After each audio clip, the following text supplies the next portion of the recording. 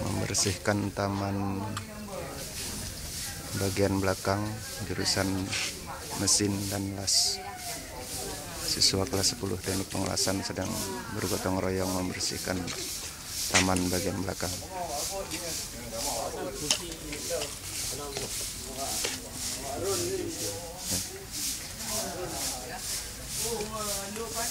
Saya rekam anak-anak.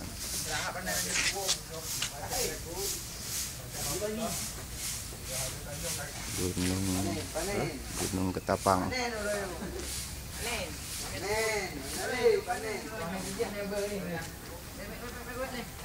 Bagian belakang sawah dan rumah penduduk.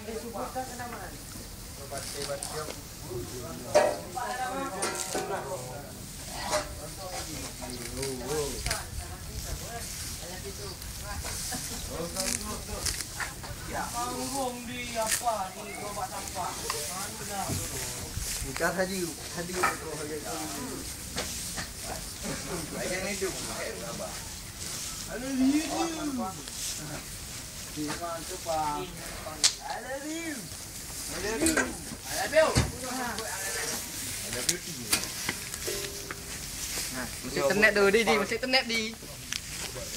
Semua air kena nama kena mana tepi. Nak boy di. Semua. Aja. Ayo. Lagi ke bu. Mau peci. Hah?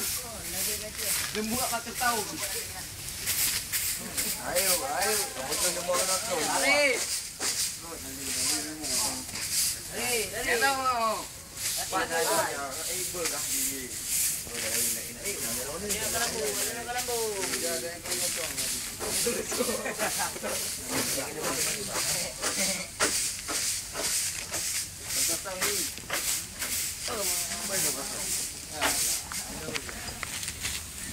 Itu dia.